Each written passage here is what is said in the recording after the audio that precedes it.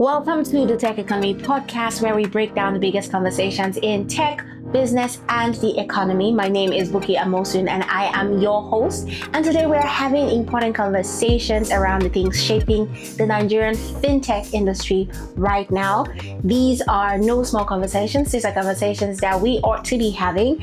We're talking data localization, digital lending, and what it takes to get money into the hands of small businesses. And my guest today has been inside all three of them. He is the founder and CEO of Trade Lenda, a digital financial platform helping small businesses here in Nigeria. So please help me welcome Mr. Adeshina Adewunmi. Nice to have you here, sir. Good morning.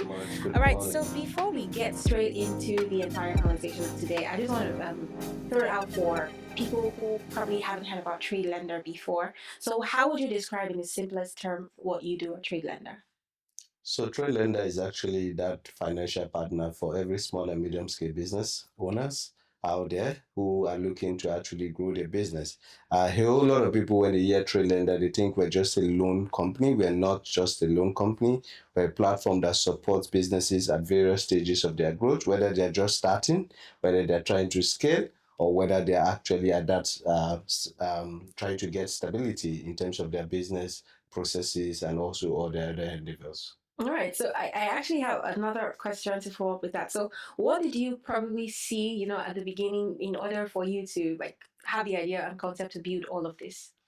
So at the age of 7, I saw my mom struggle through her business, and several years after, I discovered that this challenge would never go away. We would always have small businesses who are the engine room, providing 80% of the jobs that we have across not just Nigeria but across Africa, struggling to get access to finance, struggling to get the right processes and systems in place to be able to continue to grow their business. Even when they get access to finance, there are a lot of other challenges that comes with growth, All and they are actually not prepared, especially for those who don't have the opportunity to go through the corporate walls. So we decided to set out a solution that can actually, bridge this bridge, not just in access to finance, market linkages, but also helping them with advisory that can help them sustain those business growth. Oh wow, that's a very, very interesting and inspiring story. Okay, so straight into the conversation that we have today. So there is a new CBN directive that says that all Nigerian data, financial data in Nigeria should be stored locally in Nigeria. How would you can you help us just break down and explain that in simplest term? How does that work? Yeah, I think what the central bank is just trying to say is that why store data that belongs to Nigeria somewhere else? So all your data, your BVNs, your transactions, why store it in the United States or why store it, in Europe? So the central bank is just simply saying that every transaction that belongs to Nigerians regarding their payment, regarding their private data, all of it should actually be stored in Nigeria. So would you say this is a good thing for fintechs like Trade Lender, for example? Well, I think basically it's really about the timing. It has its pros and cons. Let's start with the pros. The pros is that now, we don't no longer have to deal with focusing on, FX exchange payments, Right. all the costs that's associated with, international services providers and the rest. You can actually leverage on the locals to be able to provide these various cloud services. However, the question is, are we ready? That actually drives me to my next question. I want to say, since given that 6 months is like the timeline, do you think that it's actually something that would say is realistic? I think 6 months is quite a short time. Mm. However, if you look at it from the big players, especially the big fintechs, I would say that fintechs are designed for speed. So yes, fintechs have the ability to be able to quickly turn around, validate, test, and all that. But what I envisage, and what I anticipate that would happen is that people are going to rush this implementation, and with every rush of implementation means that there are going to be loopholes, security issues. There's a lot of cyber security issues today, and that would actually pose a lot of threats to the financial system that we have in Nigeria already. Oh, great. So, what is most likely to happen to maybe the smaller fintechs that will be unable to meet up with the entire switch? I think the smaller ones who are not able to might struggle a bit, but again, the pro side of it is that they can also leverage on the bigger guys, to be able to implement their offerings. However, I think they still need for every stakeholders, including the central bank, Yeah. to actually, put this adoption in phases. There can be the first adoption, which comes with the big players, maybe in 6 months, and then others is staggered for 9 months and then for 12 months. So that way, the implementation, especially for the small operators, won't be in a rush. Okay. So still speaking on financial data, right? When a small business should, when it comes to financial data, when small businesses, should give you this financial data, what are the things that you would say you do to ensure, or what are the things that needs to be done to ensure that these things are safe? I think, for a couple of years now, the data protection law has been in effect. GDPR has also been in effect. So a whole lot of players, stakeholders, operators have been in alignment with the various standards, to ensure that security of data protection and all that, is stored safely. However, I think it's more than just technology. It's more than just saying, oh, I've stored it somewhere safe. It's really about culture.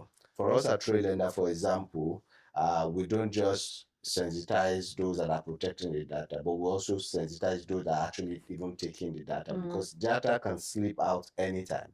It can slip out even during collections, even before it's actually being saved. So we've put that into like the culture of our organization to be able to ensure that even our staff understand the importance of actually safeguarding of this data when it's being collected, even before it's actually being stored in the system. And I think every organization out there should actually embrace into making sure that this is actually an internal process that is part of actually the culture of the organization to ensure that data is actually being protected from the start to actually when it's being saved. I like that you said you mentioned the fact that it's possible for data to slip out at any point. So in a situation whereby we have these data breaches affecting like the fintech company, how does that affect the trust that people also have for your platform? I think it affects us all. If you ask Mama Nkechi in the market, Mama Nkechi doesn't know the difference between Trade Lender and Flutterwave. True. They just know it as digital platforms or maybe OP or any of those other platforms. Once there's a data breach, it affects everyone. So it's not just something that you say is only left for Trade Lender to solve or for Flutterwave to solve or for OP or any of those other names. It's actually a collective effort that we must all work on to ensure that we actually protect this data. A breach to one is a breach to all. And I think the fintech community has also done quite greatly in this space, also in collaborations with the commercial banks, whereby we now have, like platforms whereby you have representatives across both the fintechs and also the traditional financial institutions, FSPs, who are able to like share, meaningful data and also protect and also even sensitize and educate one another, and where there's also breach, especially as regards to security breaches, whether it's data, whether it's fraud, they're able to communicate quickly and also make amendments accordingly. So I think it's a collective, it takes a village, to continue to protect. But where there's a breach, it affects everyone, not just one platform. Right. So I want to take my next question from the example you made about like the market women, not knowing the difference, or there are even some people who have absolutely no idea about digital lending platforms and how they work. So how would you say you'd convince someone who has never used a digital lending platform before to try it out? I think I would rather take the different approach instead of convincing to use it to actually educate. Okay. I believe so much in value. So what does that market woman need? Most times they don't even need loans, right? They need structure, they need processes. Sure. But as they then get processes and structures, they now know that they can actually do more. And that's when they now need capital. Okay. Oftentimes you go into this, target audience, the Mama Nkechi and others, and think that they actually need cash. Most times they don't. Because once you give them that cash would disappear. Or once they use the platform, they take the loans, they are not able to pay back. So they're using that money, something that should have actually been, like educating and also sensitizing, they're using that to learn. That money is gone.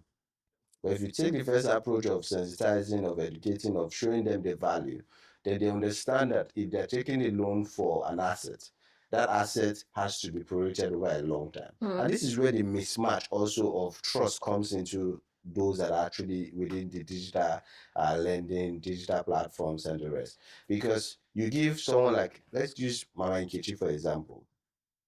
Mama Nkechi has never taken loan.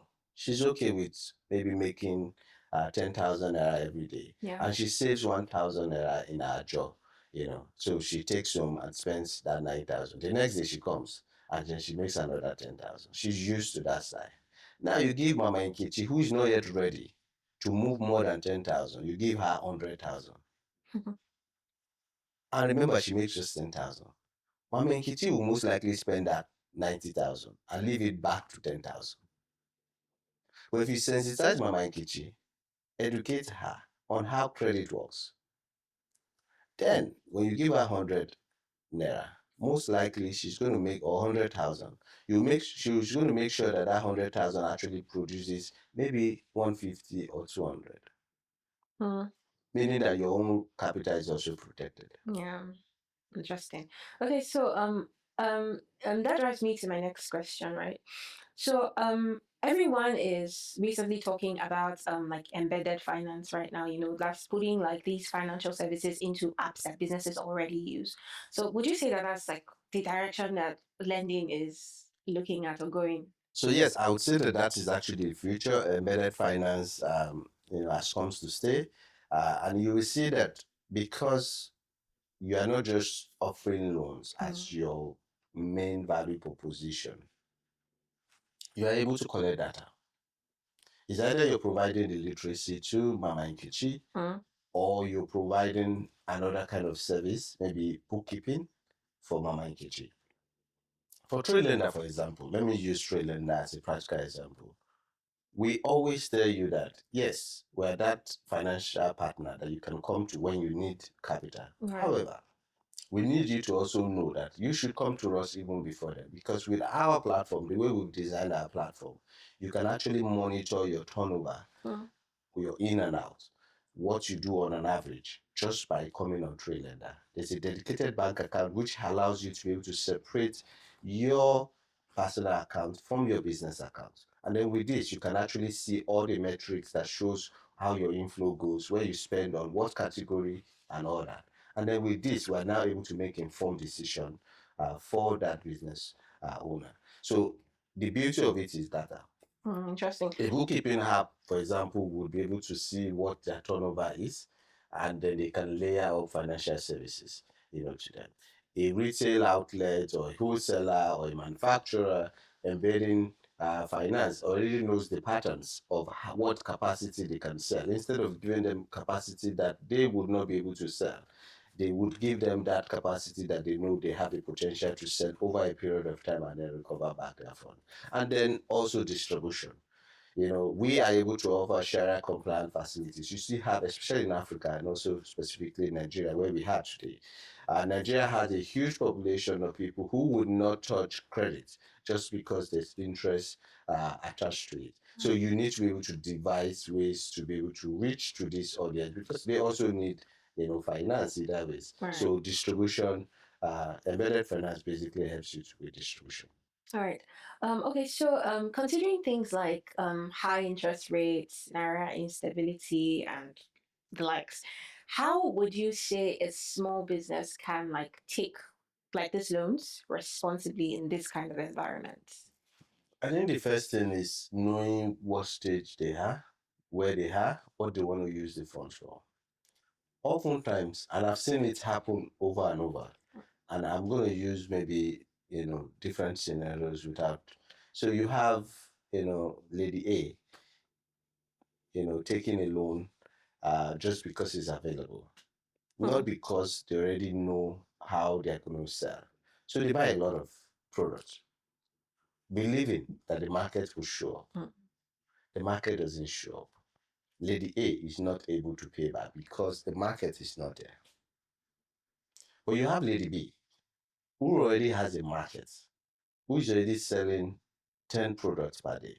Right. And now the demand actually is 20.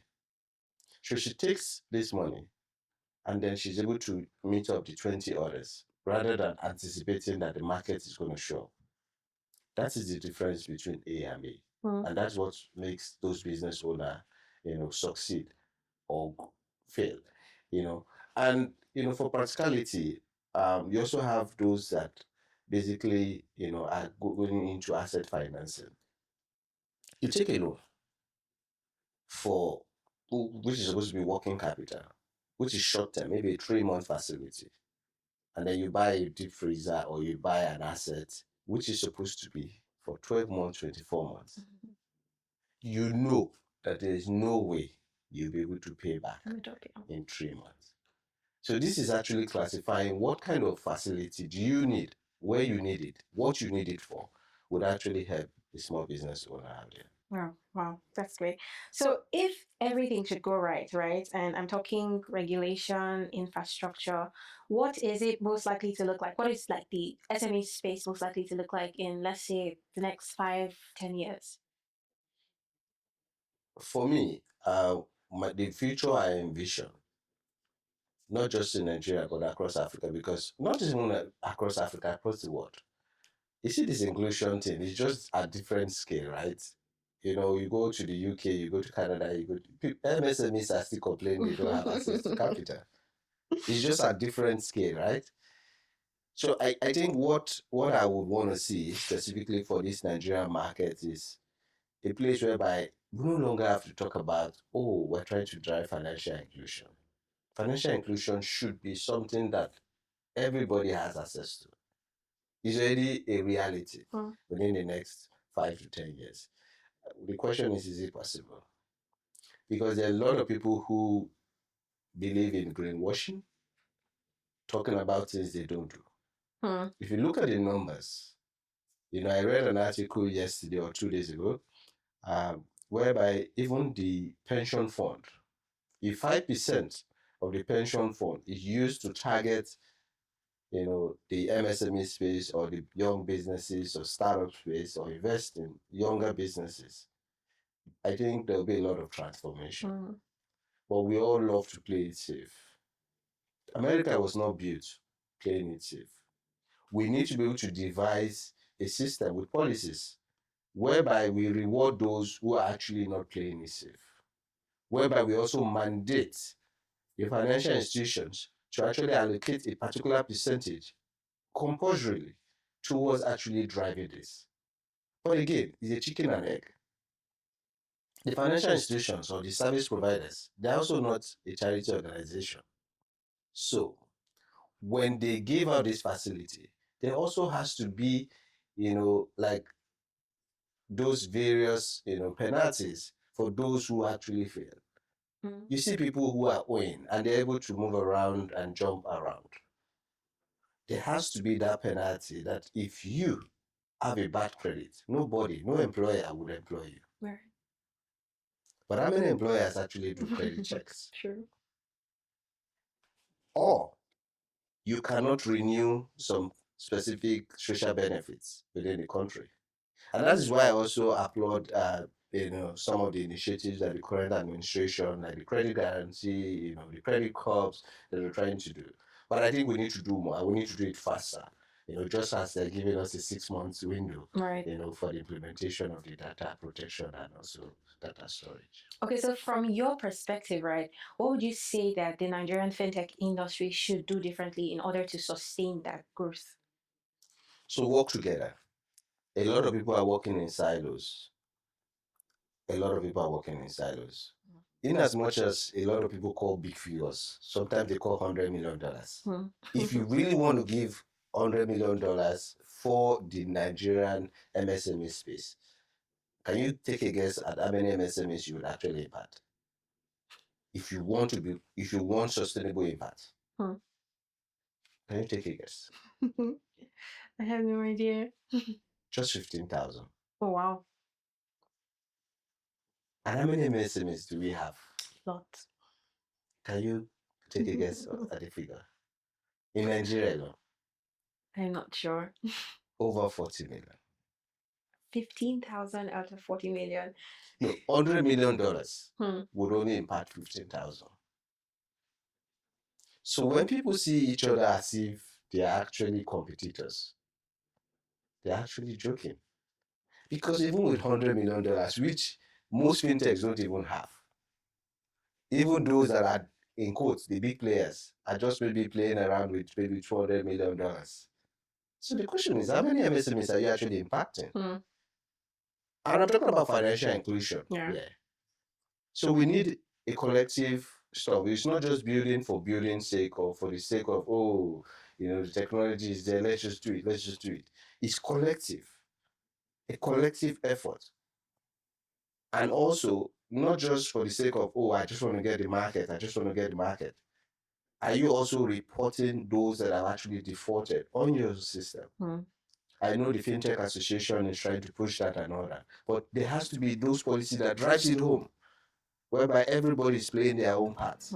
And there are legal implications for people who actually take inactions. Oh, wow, it's there is a lot we have actually unpacked here, and it's actually been like a very, very interesting and insightful conversation for me. And I'm also sure that anyone who is watching this have taken a lot away. And there is more where this conversation is coming from. Permit me to also use this medium to invite you guys for Growth X. So it is Techeconomy's flagship event that is happening, where we're going to have more conversations like this. We're going to have more industry leaders. We're going to have policy makers and the likes. And registrations are already ongoing, so you can be a part of the conversation. You can check our social media platforms or our website, techeconomy.ng, to get more information about this and join us for more insightful conversations like this. And I look forward to seeing you there. So thank you once again, Mr. Adeshina, for the opportunity to have this conversation with you. Like I said before, it's been really insightful, and I look forward to many, many more conversations like this. Thank you very much. So thank you all for viewing. So if today's conversation sparked something in you and got you thinking, there is a room where that actually can continue. So let me use this medium to invite you for Growth X, which is Techeconomy's first ever flagship event coming to you in Lagos, Nigeria, where we'll be bringing founders, investors, policymakers, and so on and so forth. And Mr. Adeshina is also going to be one of the speakers at the event. And registrations are currently ongoing, and you could check our social media platforms, Techeconomy NG, or check our website at techeconomy.ng for more details on this. Now, thank you so much for tuning in. Don't forget to like, share, and follow for more videos like this one. And until next time, it's Buki here from Techeconomy. Bye for now.